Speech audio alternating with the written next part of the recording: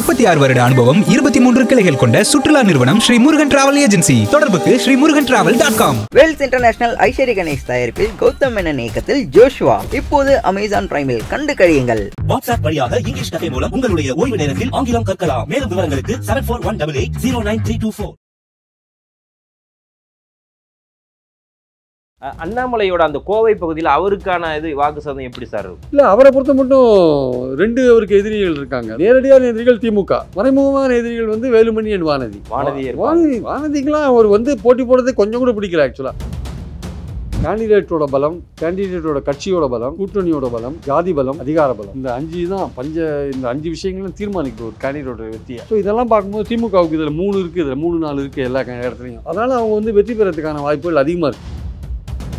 இல்லத்தை மாற்றி அவங்க வந்து பின்னாடி போவாங்கன்னு பாஜக ஒரு சதி பண்ணாங்க. அந்த சதியிலேருந்து மீண்டும் வந்து மைக் சின்னம் வந்து மக்கள்கிட்ட வந்து ரீச் ஆயிருக்கு. கடந்த முறையோட 4% ஏறினாச்சு. அவங்க கேண்டிடேட் எல்லாமே நல்ல படித்தவங்க, நல்ல இளைஞர்கள், அந்த மாதிரி ஒரு கமிட்டடாக, ஒரு டெடிகேட்டடாக, ஒரு ஐடியாலஜிக்கலாக அவங்க இருக்கிறவங்க. அவங்க வந்து அதிகமான ஓட்டு வாங்க வேண்டிய அவசியம் இல்லை. பட் போன வாட்டியோட இந்த வாட்டி அதிகமாக ஓட்டு வாங்குவாங்க. சீமானோட வளர்ச்சி ஸ்லோ அண்ட் ஸ்டடியாக இருக்கும். அது இன்னும் 2 தேர்தல் கூட அது போகலாம். ஒருவேளை அடுத்த தேர்தலில் விஜயோட ஒரு கூட்டணி சேர்ந்தா ரொம்ப பலமாக கூட வரலாம். டாக்டர் முதல்ல சொன்ன ஒரு கருத்துக்கு மாறாக இருக்குது. என் குடும்பத்தில் யாரும் அரசியலுக்கே வரமாட்டாங்க, வந்தால் என்ன சிறு நடு ரோட்டில் நிற்க வச்சு சவுக்கால் அடிங்கன்னு சொன்னார் டாக்டர் ராம்தாஸ். இன்றைக்கி பார்த்தீங்கன்னா பையனும் வந்தாச்சு, மருமகளையும் கொண்டு வந்துட்டாரு. நாளைக்கு அவர் யாரை கொண்டு வராரு தெரியாது. அது வந்து அவருடைய வார்த்தைக்கு வந்து முரண்பட்ட ஒரு விஷயம். எல்லா கட்சிகளும் அப்படி தானே இருக்குது. அவரை வச்சு தான் பிரதமர் பேசுகிறாரு. குடும்ப அரசியல், வாரிசு அரசியல் பற்றி கூட என்ன தகுதி இருக்குது இந்த பிரதமருக்கு இதை பேசுறதுக்கு? ஐபிசி தமிழர்களுக்கு வணக்கம். தேர்தல் களம் ரொம்ப பரபரப்பாக இருக்கக்கூடிய இந்த நிலையில் நம்முடைய வந்து மூத்த பத்திரிகையாளர் பிரியன் அவர்கள் நம்முடைய வந்து இணைஞ்சிருக்காங்க. சார் வணக்கம். வணக்கம் சார். தேர்தல் களம் ரொம்ப முழு கொள்ளளவு அனலில் அப்படியே இருக்குது அப்படின்னு சொல்லலாம். ஸோ இந்த நிலையில் காங்கிரஸ் வந்து அவங்க ஒரு அறிக்கை வந்து விட்டுருக்காங்க. ஸோ அதை நீங்கள் பார்த்துருப்பீங்க. கிட்டத்தட்ட முதலமைச்சர் ஸ்டாலினுமே அது வந்து என்ன சொல்லியிருந்தாங்க அப்படின்னா, எங்களோட அறிக்கையை நாங்கள் நிறைவேற்ற முடியலை, எங்கள் அறிக்கையை கேலி செய்கிறவங்க பார்த்தீங்க அப்படின்னா அதை காங்கிரஸோட அறிக்கையை பார்த்தீங்கனாலே தெரியும் அப்படின்னு. ஸோ காங்கிரஸினுடைய இந்த அறிக்கை எப்படி வாக்குகளை பெற்று கொடுக்குமா? அதாவது 2006 வந்து கருணாநிதி ஒரு தேர்தல் அறிக்கை விட்டார். அந்த தேர்தல் அறிக்கையை பார்த்த உடனே சிதம்பரம் என்ன சொன்னார், இதுதான் தேர்தலோட கதாநாயகன் அப்படின்னார்.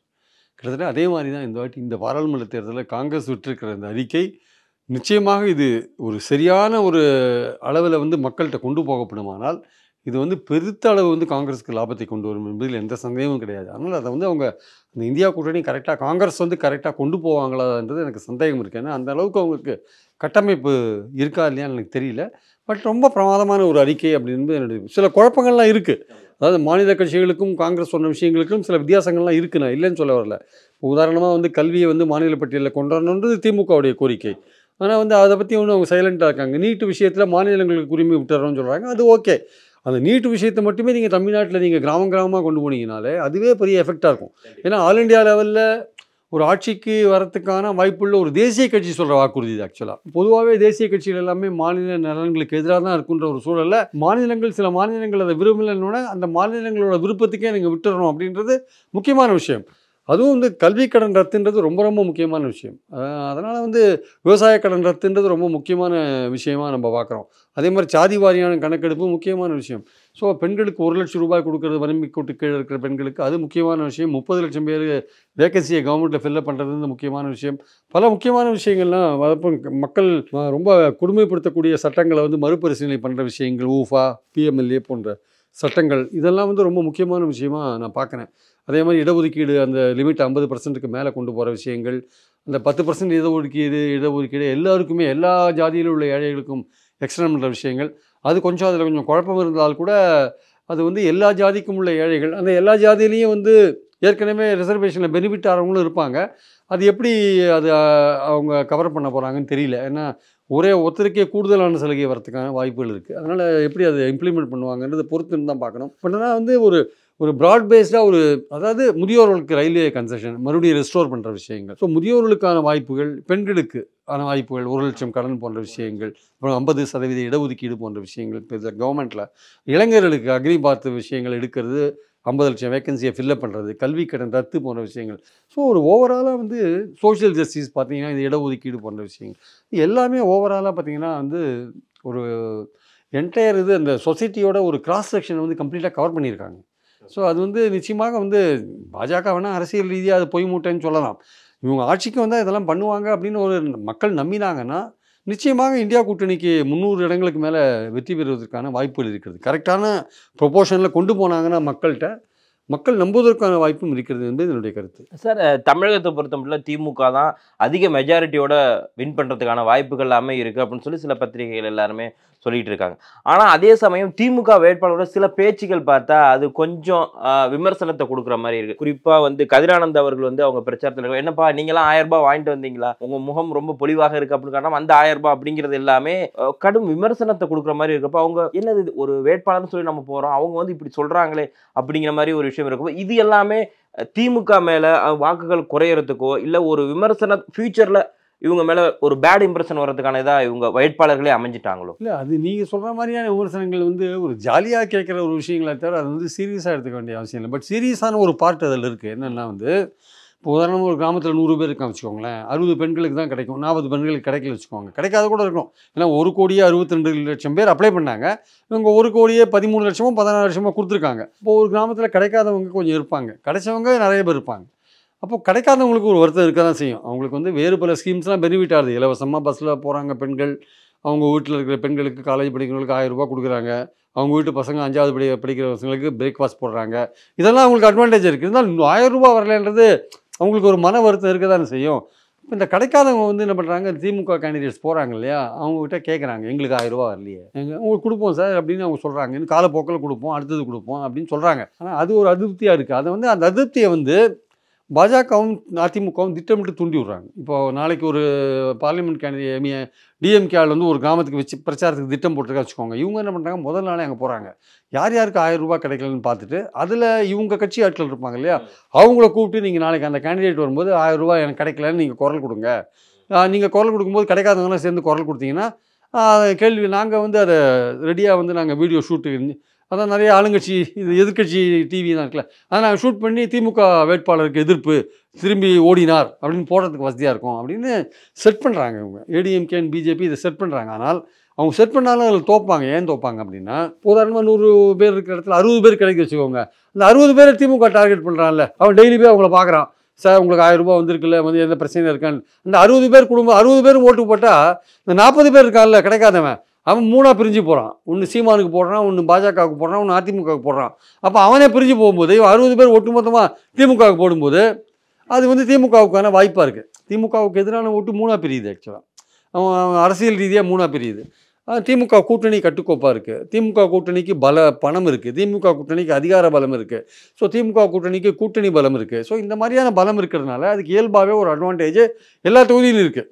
ஆனால் பாஜக என்ன கட்டமைக்கிறாங்கன்னா, அவங்களுடைய முக்கியஸ்தரில் பல தொகுதிகளில் நிற்க வச்சு அந்த தொகுதிகளில் அவங்களுக்கும் திமுகவுக்குமான போட்டின்ற மாதிரியான ஒரு விஷயத்தை கட்டமைக்கிறாங்க.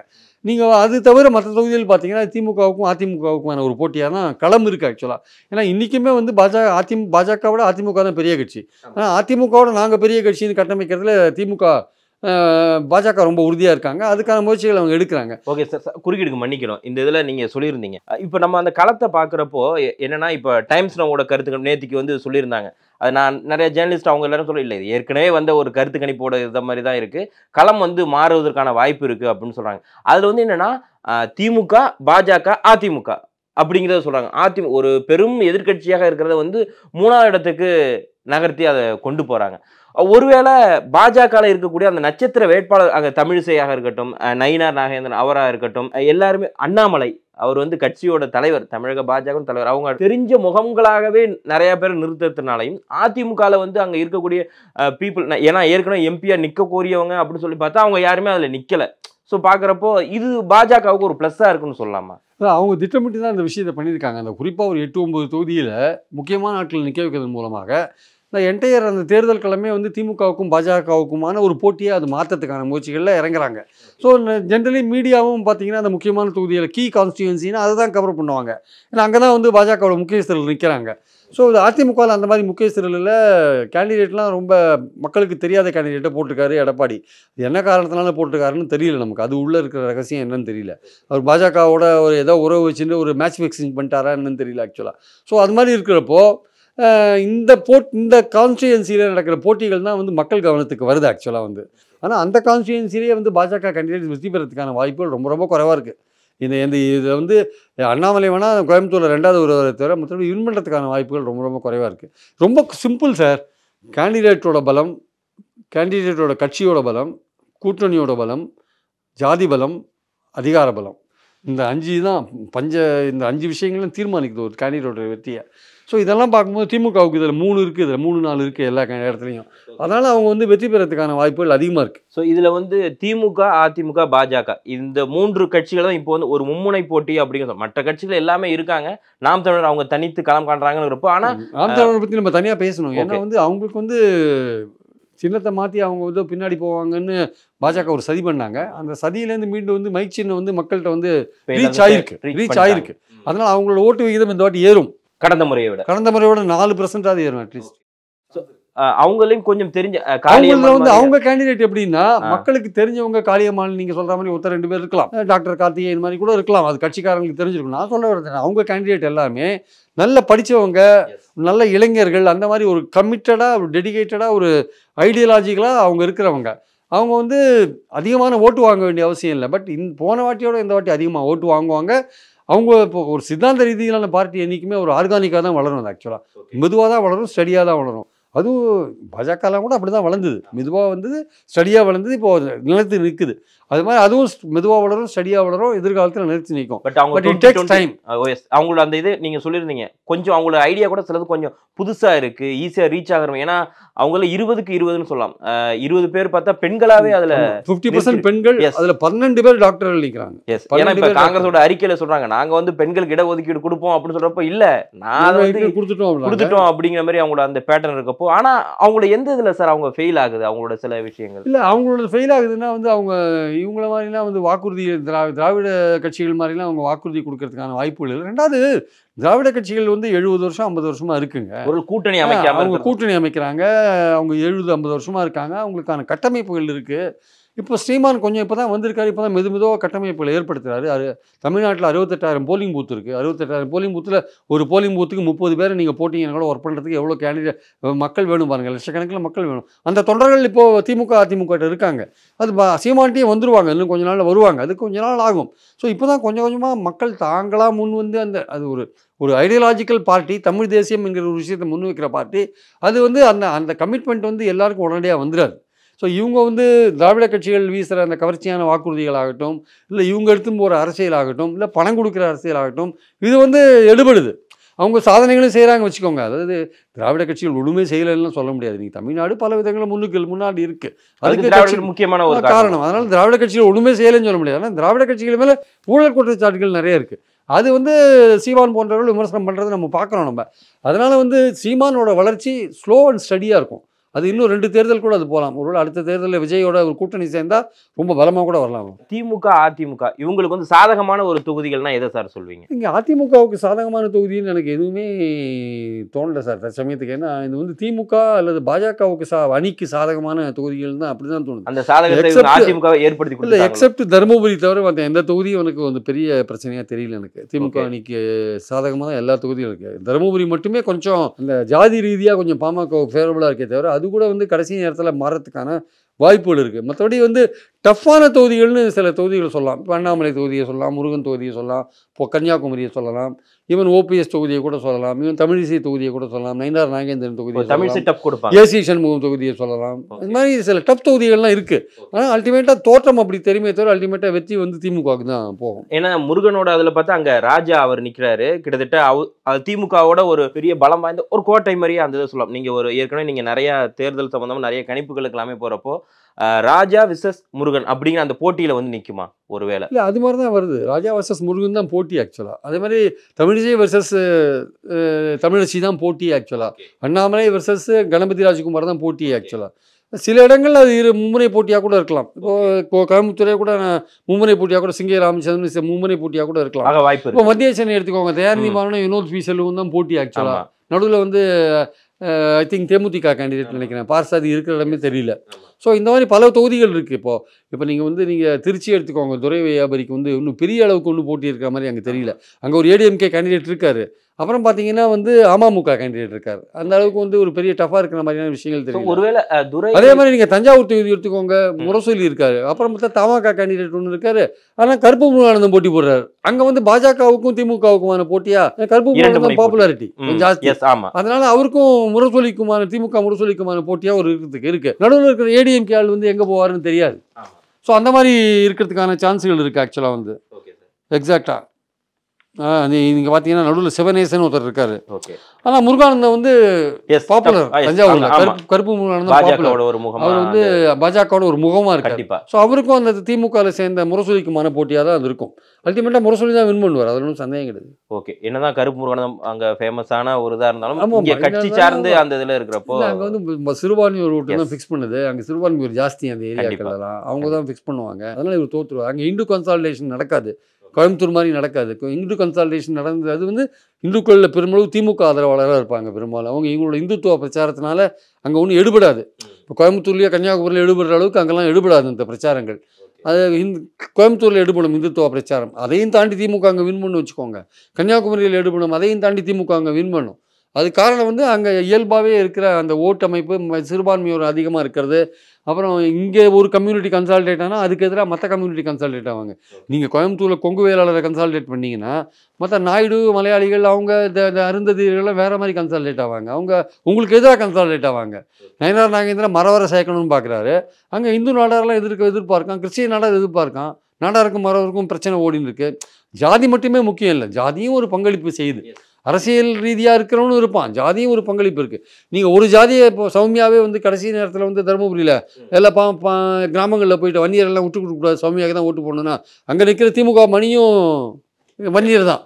அவரை நீங்கள் எப்படி விட்டு கொடுப்பீங்க? நீங்கள் சௌமியா அவங்களோட அந்த பிரச்சாரத்தை இப்போ பார்க்குறப்போ கொஞ்சம் ட்ரெண்ட் ஆகிட்டு இருக்க மாதிரியே இருக்குது சோசியல் மீடியாவில். அவங்க ரொம்ப இப்போ எப்படி அண்ணாமலைக்கு ஒரு பிம்பத்தை காமிக்கிறாங்களோ அதே மாதிரி சௌமியாவோட அந்த பிரச்சாரம் நேரடியாக அவர் அன்புமணி போய் அவருமே பிரச்சாரம் கேம்பெயின் பண்ணுறாங்க. பாமக ஒட்டுமொத்தமாக அவங்க அப்படியே களம் இறங்கி அதை ஒட்டுமொத்த பாமகவும் அங்கே போயிருக்கு. எஸ், ஏன்னா தருமபுரி தொகுதியில் 3 சட்டமன்ற தொகுதி உறுப்பினர்கள் பாமக, 3 பேர் அதிமுக. ஸோ 3 பேர் பாமக இருக்கிறதுனால அந்த தருமபுரி பாராளுமன்ற தொகுதிக்குள்ளே 3 சட்டமன்ற தொகுதியில் பாமக உறுப்பினர்கள் இருக்காங்க. அதனால் அடிப்படையில் பார்க்கும்போது அங்கே ஆர்வமாக வேலை செய்கிறாங்க. அந்த ஜாதி ரீதியான பலமும் அவங்களுக்கு இருக்குது. இவங்களும் முக்கியமான கேண்டிடேட்டாக இருக்காங்க, அன்புமணியோட ஒய்ஃபாக இருக்காங்க. அது இவங்களை வெற்றி பெற வைக்கணுன்றது அதே அக்கறையை பாலு மேலே காமிக்கிறாங்களா? அரக்கோணத்தில் போட்டி போடுறார் பாலு, பாமக பாலு. அவர் ஜெகத்ரட்சன்கிட்ட அவர் பாவம் நல்ல மனுஷர் தான், பட் அவர் வாய்ப்பு ரொம்ப குறைவு, வின்படுறதுக்கான வாய்ப்பு குறைவு. Is very good candidate. போன வாட்டி ஜெயங்கொண்டானில் போட்டி போட்டார், சட்டமன்ற தொகுதியில் தோத்துட்டார். ஸோ அதனால் பாலு மாதிரி ஆட்கள் வின் பண்ணணும். என்ன கேட்டால் அவங்களாம் வின் பண்ணி போகணும் பார்லிமெண்ட்டுக்கு. அவர் பாவம் இந்த வாட்டி அதுக்கான வாய்ப்புகள் ரொம்ப குறைவு. பட் சௌமியா அவங்களும் இதில் இருக்காங்க, அதாவது சமூக சேவையில் இந்த மாதிரி பசுமை தாயகம் போன்ற அமைப்புகளை வச்சு பல வருட காலம் அவங்க இந்த பொது சேவையில் இருக்கான்னு தான் செய்கிறாங்க. இல்லைன்னா அவங்க திடீர்னு குதிச்சிட்டாங்கன்னு நான் சொல்ல மாட்டேன். பட் ஆனால் டாக்டர் முதல்ல சொன்ன ஒரு கருத்துக்கு மாறாக இருக்குது. என் குடும்பத்தில் யாரும் அரசியலுக்கே வரமாட்டாங்க, வந்தால் என்ன நடு ரோட்டில் இன்றைக்கி வச்சு சவுக்கால் அடிங்கன்னு சொன்னார் டாக்டர் ராமதாஸ். இன்றைக்கி பார்த்தீங்கன்னா பையனும் வந்தாச்சு, மருமகளையும் கொண்டு வந்துட்டார். நாளைக்கு அவர் யாரை கொண்டு வராரு தெரியாது. அது அவருடைய வார்த்தைக்கு முரண்பட்ட ஒரு விஷயம். எல்லா கட்சிகளும் அப்படி தானே இருக்குது. அவரை வச்சு தான் பிரதமர் பேசுகிறாரு குடும்ப அரசியல் வாரிசு அரசியல் பற்றி. என்ன தகுதி இருக்குது இந்த பிரதமருக்கு இதை பேசுகிறதுக்கு? பின்னாடி வாசனையும் அன்புமணியும் வச்சுக்கின்னு நீங்கள் குடும்ப அரசியலை பற்றி பேசலாமா சார்? சௌமியா குடும்ப அரசியலில் வரமாட்டாங்கன்னு ஒரு அபத்தமான ஒரு கருத்தை சொல்கிறாரு அண்ணாமலை. ஏன்னா பேத்திக்கு கல்யாணம் ஆகிடுச்சான், அதனால் குடும்ப அரசியல் கிடையாது. என்னையா உளர்றீங்க? உளருக்கு ஒரு அண்ணாமலை உளறலுக்கு ஒரு அளவே இல்லாத போயிட்டு இருக்கு. வாரிசு தான் சார். நீங்கள் அன்புமணியோட ஒய்ஃபா இல்லாட்டி நீங்கள் அரசியலுக்கு வந்துட முடியுமா?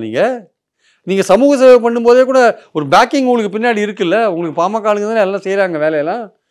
அது குடும்ப அரசியல் பற்றியோ ஊழலை பற்றியோ பேசுறதுக்கு பிரதமருக்கு தார்மீக ரீதியாக எந்த உரிமையும் கிடையாது. அவர் பாட்டுக்கு அதை பேசிகிட்டு இருக்காரு. மக்கள் ரொம்ப நாள் இதெல்லாம் நம்ப மாட்டாங்க. அண்ணாமலையோட அந்த கோவை பகுதியில் அவருக்கான வாக்கு சதவீதம் எப்படி சார் இருக்கும்? இல்லை, அவரை பொறுத்த மட்டும் 2 அவருக்கு எதிரிகள் இருக்காங்க. அதாவது நேரடியான எதிரிகள், மறைமுகமான எதிரிகள். நேரடியான எதிரிகள் திமுக, மறைமுகமான எதிரிகள் வேலுமணி அண்ட் வானதி. வானதிக்கெலாம் அவர் போட்டி போடுறது கொஞ்சம் கூட பிடிக்கல. ஆக்சுவலாக நம்ம சொன்னால் வானதிக்கே கோவம் வரும், ஏன் இவர் இப்படி சொல்கிறாரு கேட்பாங்க. அது உண்மை தான், அவங்க மனசில் கண்டிப்பாக இந்த விஷயம் இருக்கும். அக்கா இல்லை என்னோட தம்பி மாதிரி தான் அப்படி சொல்லி நாங்கள் 2 பேரும் அப்படிதான் அக்கா அப்படின்னு அவர் சொல்கிறாரு, அவங்க தம்பின்னு சொல்கிறாங்க. இதெல்லாம் சொல்லுவாங்க ஒரே சார். பாசமலர் மாதிரியே இருக்காங்களே. இருக்கலாம் சார். பட் ஆனால் வந்து நீங்கள் உங்கள் ஏரியாவில் வந்து நீங்கள் வந்து நாளைக்கு ஜெயிச்சு நீங்கள் வந்து நாளைக்கு ஏதோ மந்திரி ஆகிட்டீங்க, ஏதோ முக்கியத்துவம் பெறுறீங்கன்னா அந்த ஏரியாவில் அரசியல் உங்கள் கையில் தானே போகும். நீங்கள் தானே நிர்ணயிப்பீங்க. 26 கேண்டிடேட்டை போடுவீங்க, நீங்கள் தானே போடுவீங்க. கோயம்புத்தூர்லேயே கேண்டிடேட் யாருன்னு நீங்கள் தானே டிசைட் பண்ணுவீங்க. உங்களுக்கு கிடைக்குமா?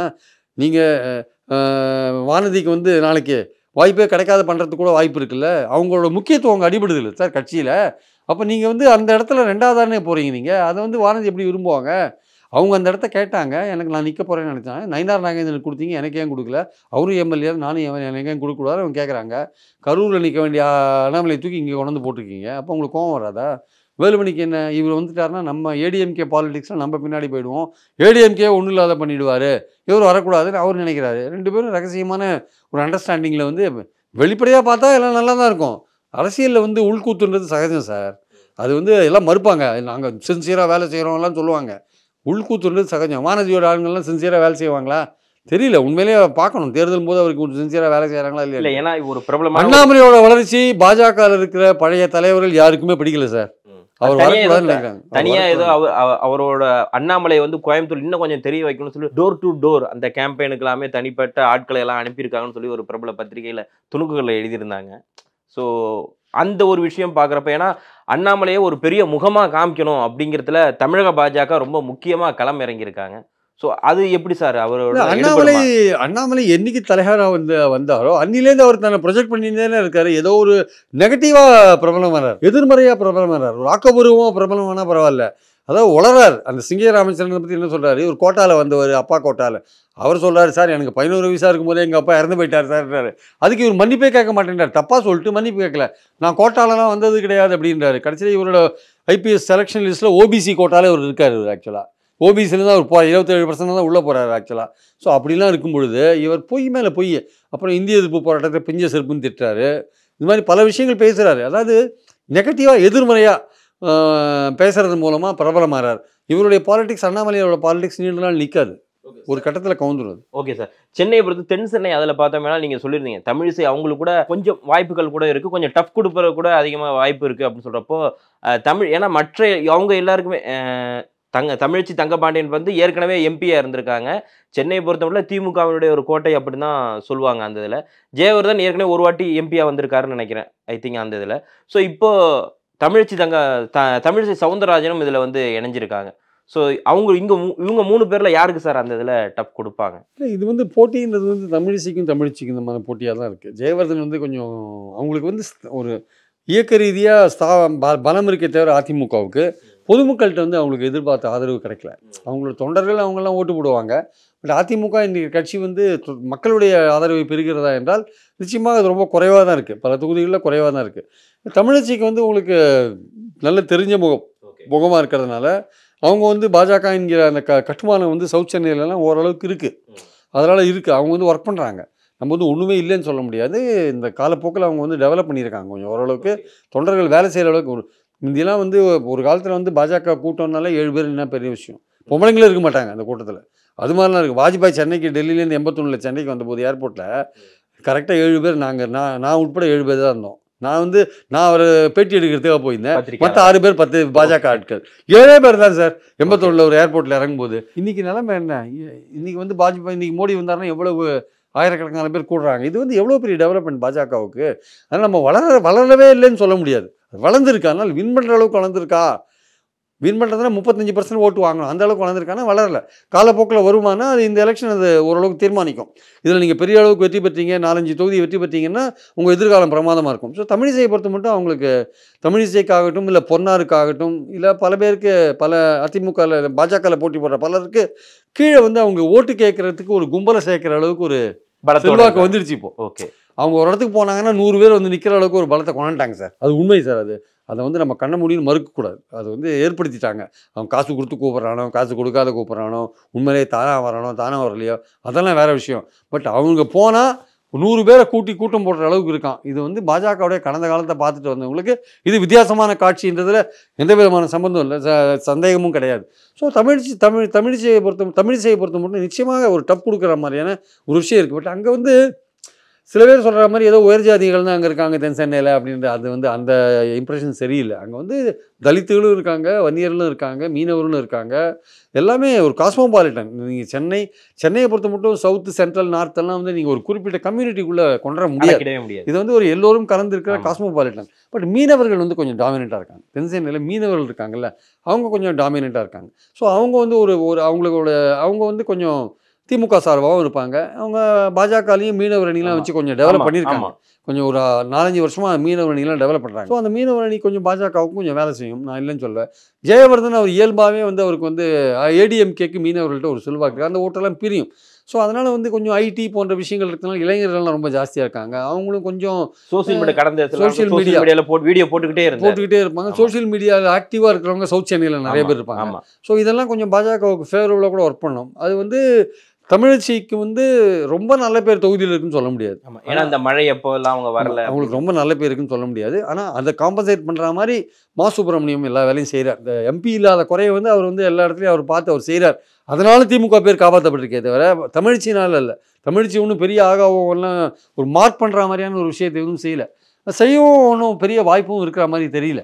ஸோ அதனால் வந்து கட்சி பலம், கூட்டணி பலம், அப்புறம் வந்து இந்த மாதிரி பணபலம், இந்த மாதிரி விஷயங்கள் காரணமாக திமுக கேண்டிடேட்டுக்கு ஒரு அட்வான்டேஜ் இருக்குது என்பது என்னுடைய கருத்து. ஒரு குறைந்தபட்சம் 50,000 ஓட்டு வித்தியாசத்தில் தமிழ்ச்சி வின் பண்ணுவாங்க. போட்டின்றது வினோத் செல்வத்துக்கும் தயாநிதி மாறனுக்கு தான். பட் தயாநிதி மாறனுக்கு ஒரு மேட்சே கிடையாது. மத்திய சென்னை வந்து திமுகவுடைய கோட்டையாக இருக்குது. ஆக்சுவலாக அங்கே வந்து பெரிய அளவுக்கு வந்து நீங்கள் வந்து பாஜகவுக்கும் பெரிய அளவுக்குலாம் அங்கே செல்வாக்கு இருக்கிற மாதிரி எனக்கு தெரியல. பட் அதனால் வந்து மத்திய சென்னை வந்து கிளியராக வந்து திமுகவுடைய சாய்ஸில் தான் இருக்குது. தயாநிதி மாறன் டெஃபினட்டாக ரொம்ப ஈஸியாக வின் பண்ணிட்டு போவார். பட் ஆனால் அவர் என்ன சொல்லியிருந்தாங்கன்னா, ஊடகங்களை சொல்கிறப்ப என்னென்னா, அவர் சட்டமன்ற சேகர்பாபுக்கே கொஞ்சம் டப் கொடுத்தாரு, அதனால் இந்த வாட்டியும் அவர் கேட்டு தான் வாங்கியிருக்காங்க, டப் கொடுக்கறதுக்கான வாய்ப்பு இருக்குது அப்படின்னு சொல்கிறாங்க. தயாநிதி மாறன் சேகர்பாபுக்கு ஒரு டப் கொடுத்துருக்கலாங்க. பட் சென்ட்ரல் சென்னையை பொறுத்த மட்டும் 6 பார்லிமெண்ட்ரி கான்ஸ்டியூன்சி இருக்குது, 6 அசம்பிளி கான்ஸ்டியூன்சி இருக்குது. அசம்பிளி கான்ஸ்டியூன்சி எல்லாருமே டிஎம்கே தான் வின் பண்ணியிருக்காங்க. அதனால் வந்து இன்னும் தயாநிதி மாறனை பொறுத்த மட்டும் அவர் ஏற்கனவே அங்கே பல தடவை தேர்ந்தெடுக்கப்பட்ட ஒருத்தராக இருக்கார். அதனால் இவர் இப்போ குஷ்புலாம் 1000 விளக்கில் தோக்க தானே செஞ்சாங்க, ஜெயிக்கவா செஞ்சாங்க. அதனால் வந்து பாயிண்ட் ஆனால் வந்து தயாநிதி மாறன் அந்த தொகுதியில் ரொம்ப ஃபெமிலியராக இருக்கார். அதனால் திமுக ஸ்ட்ராங்காக இருக்காங்க, கூட்டணி கட்சிகள் கூட திமுகவே ஸ்ட்ராங்காக இருக்குங்க. அதனால் வந்து ஈஸியாக வின் பண்ணுறதுக்கான வாய்ப்புகள் சிட்டியில் இருக்குது. அது ஒரு காஸ்மோபாலிட்டனாக இருக்குது. ஜாதி ரீதியாக நீங்கள் இவன் தான் ஓட்டு போடுவாங்கன்னு சொல்ல முடியாது. அரசியல் ரீதியாக தான் முடிவு எடுப்பாங்க. ஆக்சுவலாக பெரிய அளவுக்கு ஒன்றும் அதிருப்தி வந்து இல்லை. ஈவன் அந்த வெள்ளத்தில் கூட சென்னைக்கு உள்ளே வந்து பெரிய அளவுக்குலாம் பாதிப்பெல்லாம் கிடையாது. சென்னைக்கு வெளியில் தான் தாம்பரம், சோழிங்கநல்லூர் அந்த மாதிரி ஏரியாக்கெல்லாம் தான் பாதிப்பு இருந்தது தவிர வித்தின் சென்னை பார்த்தீங்கன்னா தண்ணியெலாம் தேங்கவும் இல்லை, ஒன்றும் இல்லை. அதுவும் எஸ்பெஷலி மத்திய சென்னையில் ஒன்றுமே கிடையாது. ஏன்னா சில சந்து பொந்தில் ஏதாவது இருந்துக்கலாமே தவிர ஒன்றும் கிடையாது. கரண்ட்டெல்லாம் உடனே ரிஸ்டோர் பண்ணிட்டாங்க. ஸோ அதனால் வந்து தயாநிதி மாறனுக்கு வந்து ரொம்ப கெட்ட பேரும் இல்லை, நல்லது செய்யலைன்னா கூட ரொம்ப கெட்ட பேரும் கிடையாது. ஸோ கட்சி பலத்தில் வந்து தயாநிதி வின் பண்ணுவார். இவருக்கு வந்து கட்சி பலம் வந்து சென்ட்ரல் சென்னையில் அவ்வளோ பெரிய அளவுக்கு இருக்கிற மாதிரி எனக்கு தெரியல. நீலகிரி அந்த இதை பொறுத்தவரை இப்போ ஆர் ராசாவும் முருகனும் அவங்களும் நிற்கிறாங்க. இல்லை, ஆர் ராசா ஏற்கனவே அங்கே வின் பண்ணிட்டார். அவங்க 2 தடவை அங்கே வின் பண்ணியிருக்காரு அவர். அதனால் வந்து ஒன்றும் அவருக்கு ஒன்றும் பிரச்சனை இருக்கிறதுக்கான வாய்ப்புகள் கிடையாது. பட்டு இவர் டஃப் கொடுக்குறார். யார் முருகன் வந்து ஒரு டஃப் கொடுக்குறாருன்றது சந்தேகம் இல்லை. 3 தொகுதிகள் சமவெளி பகுதியில் இருக்குது. மேட்டுப்பாளையம், அவினாசி, சமவெளி தொகுதிகளில் 3 தொகுதி இருக்குது. ஸோ அதனால் வந்து நிச்சயமாக வந்து சமவெளி தொகுதிகள் ப்ளஸ் மலைப்பகுதிகள் ரெண்டும் சேர்த்து பார்த்தா கூட அங்கே ஏற்கனவே பிஜேபி ஒரு தடவை 98 வின் பண்ணியிருக்காங்க. மாஸ்டர் மதன்லாம் வின் பண்ணியிருக்காரு. அவங்க வந்து ஒரு கட்டமைப்பு உண்டாக்குறாங்க. இவர் நீலகிரி தொகுதியில் போட்டி போடணுன்னே முருகன் கொஞ்ச நாள் வேலை செய்கிறாருங்க. ஆக்சுவலாக நிறைய பார்த்துருக்காங்க, வேலை செஞ்சுருந்தாருங்க. ஆக்சுவலாக ஸோ ராஜாவுக்கு எதிராக பலவிதமான இந்த சனாதன விஷயத்துலலாம் கொஞ்சம் அதெல்லாம் போராட்டம்லாம் கூட நடத்தினாங்க. ஸோ பாயிண்ட் என்னென்னா வந்து அது ஒரு முக்கியமான விஷயமா இருந்தால் கூட அங்கே வந்து நீலகிரியில் ராஜாவுக்குன்னு ஒரு இது இருக்குது. அவர் கிரியேட் பண்ண அவருக்கான ஓட் பேங்க் ஒன்று இருக்குது. ரெண்டாவது வந்து அங்கே திமுகவும் ஓரளவுக்கு ஸ்ட்ராங்காக இருக்குது. சமவெளி பகுதிகள் இருக்கிறதுனால அங்கேயும் திமுகவுக்கான வாய்ப்புகள் இருக்குது. கொங்கு மண்டலத்தில் திமுகவுக்கான வாய்ப்புகள். ஏன்னா வந்து இந்த கொங்கு வேளாளர்கள் ஒரு பக்கம் வந்து இந்த கவுண்டர்கள் ஒரு பக்கம் பாஜக சார்பாக எடுத்தால் கூட இந்த அருந்ததியர்கள், அப்புறம் வந்து கேரளாவை சார்ந்தவர்கள், அப்புறம் சிறுபான்மையோர் எல்லாருமே வந்து திமுக ஆதரவாக நிலை. கேரளாவில் வந்து இங்கே கோயம்புத்தூரோட வாக்காளர்கள் கிட்டத்தட்ட 1.5 லட்சம் பேர் கேரளா மலையாளிஸ் இருக்காங்க. ஆக்சுவலாக அவங்க பெரும்பாலும் சிபிஎம் காங்கிரஸாக இருப்பாங்க. அது ரெண்டுமே திமுக கூட்டணியில் தானே இருக்குது. ஸோ அதனால் அவங்க வந்து இதுக்கு தான் ஓட்டு போடுவாங்க, திமுகவுக்கு. சிறுபான்மையோரும் திமுகவுக்கு தான் ஓட்டு போடுவாங்க. அதனால் இவர் நல்ல கேண்டிடேட்டு. முருகன் வந்து ஒரு டஃப் கொடுப்பாரு, பட் அல்டிமேட்டாக தோற்றுருவாருன்னு தான் என்னோட கருத்து. ஓகே சார், நீங்கள் ஓவரால் பார்வையில் திமுக, அதிமுக, பாஜக இவங்களோட இதில் எப்படி வெற்றி சாத்தியம் எந்த மாதிரி இருக்குன்னு சுருக்கமாக சொல்லுங்கள். திமுக இன்னைக்கு நம்ம பேசிட்டு இருக்கிற இந்த சூழலில் வரையும் திமுக குறைந்தபட்சம் 36 தொகுதியில் வெற்றி பெறதுக்கான சான்ஸ் இருக்குது. 2-3 தொகுதிகளில் கொஞ்சம் டஃபாக இருக்கிற மாதிரி இருக்குது. தருமபுரியோ தேனியோ இந்த மாதிரி தொகுதி, தென்சென்னையோ இந்த மாதிரி தொகுதியாக, கோயம்புத்தூரோ இந்த மாதிரி தொகுதியில் கொஞ்சம் டஃப்பாகிற மாதிரி ஒரு நிலை இருக்குது. 9லேருந்து 13 பிரதமர் பிரச்சாரம் வர்றாரு, ரோட் ஷோலாம் போகிறார் நிறைய இடத்துல. அது ஏதாவது கொஞ்சம் பாஜகவுக்கு ஃபேவரபுளான ஒரு சுச்சுவேஷன் உருவாக்குமான்றதை பொறுத்து இருந்தால் பார்க்கணும். ஆனால் அதே சமயம் பார்த்தீங்கன்னா இந்த மாதிரியான பாஜக ஏற ஏற அதிமுக பின்னாடி போயிட்டே இருக்கும். பாஜக ஏற ஏற அதிமுக பின்னாடி போயிட்டே இருக்கும். அதிமுக இருக்கிற இடமே தெரியாத போயிடும். அதனால் பாஜகவுடைய ஏற்றம் என்பது அதிமுகவுடைய சரிவுக்கு ஒரு காரணமாக அமையும். அது எந்த விதத்தில் எடப்பாடி அதை சரி பண்ண போகிறார்? ஏற்கனவே பிரதமர் சொல்லிட்டார், ஜெயலலிதாவின் கனவை சிதைக்கும் பாவத்தை எடப்பாடி செய்கிறார் அப்படின்னு. அதுக்கு அவர்கிட்ட பதிலே கிடையாது. ஆக்சுவலாக பிரதமருக்கு பதிலே சொல்லாத இருக்காரு. அந்த அளவுக்கு முதுகெலும்பு இல்லாத இருக்காரு. ஜெயலலிதா கனவை சிதைக்கிறீங்கன்னு சொல்கிறார் ஒருத்தர் குற்றச்சாட்டு. அதை பார்த்துட்டு ஒரு எடப்பாடி அண்ணா பேரில் கட்சி வச்சுருக்கிற வாய முடின்னு பேசாமல் உட்காந்துருக்காருன்னா அவருக்கு ஏன் பயப்படுறாரு? தனியாக தான் வந்துட்டார்ல. நாங்கள் துணிச்சலோடு இருக்கிறோம், நாங்கள் தெளிவாக இருக்கிறோம்னு சொல்கிறாரு. இன்னும் பாஜக வளர வளர நீங்கள் சரிஞ்சு தான் போவீங்க. எப்படி தடுத்து நிறுத்த போகிறீங்க? உங்கள் எப்படி சரிவை எப்படி நீங்கள் தடுத்து நிறுத்த போகிறீங்க? உங்களை பார்த்து அவங்க குற்றச்சாட்டு வச்சுட்டே இருக்காங்க. நீங்கள் ஒன்றுமே ரியாக்ட் பண்ணாத இருந்தீங்கன்னா நீங்கள் இன்னும் கீழே இறங்கி தான் போவீங்க. ஸோ பிரதமர் 9, 13 4 நாள் டிவோட் பண்ணுறாரு இந்த இடத்துல. ஸோ அதுக்கப்புறம் அதோட பாஜகவுடைய அந்த புஷ் எப்படி போகிறதுன்னு பார்க்கணும். அது போச்சுன்னா ஒருவேளை நான் சொல்கிறேன் இந்த 4 தொகுதிகளில் இன்னும் கொஞ்சம் ஃபைட் டஃப்பாகிறதுக்கான வாய்ப்புகள் இருக்குது பாஜக. ஓகே. அதிமுக சார் நீங்கள் சொல்கிற ஒரே ஒரு இடம் மட்டும் தருமபுரி, அந்த இது மட்டும் தான் சொல்கிறீங்களா? தருமபுரி, கோயம்புத்தூர், சென்னை அதெல்லாம் அந்த இடத்துலலாம் கொஞ்சம் இன்னும் ஃபைட் டஃப்பாகிறதுக்கான வாய்ப்பு இருக்குது. ஓகே சார், நிகழ்ச்சியில் இணைந்து ஏன்னா கிட்டத்தட்ட ஓவரால் எந்தெந்த தொகுதிகள் என்னென்ன அப்படிங்கிறத இந்த நேரத்தில் நீங்கள் இணைந்து உங்கள் நேரத்தில் உங்களுடைய கருத்துக்களை வழங்கியமைக்கு மிக்க நன்றி சார். 36 வருட அனுபவம், 23 கிளைகள் கொண்ட சுற்றுலா நிறுவனம் ஸ்ரீ முருகன் டிராவல் ஏஜென்சி. தொடர்புக்கு sreemurugantravel.com. Wales international Ishari Ganesh தயாரிப்பில் கௌதம் மேனன் இயக்கத்தில் ஜோஷ்வா இப்போது அமேசான் பிரைமில் கண்டு கழியுங்கள். வாட்ஸ்அப் வழியாக இங்கிலீஷ் கஃபே மூலம் உங்களுடைய ஓய்வு நேரத்தில் ஆங்கிலம் கற்கலாம். மேலும் விவரங்களுக்கு 7418809324.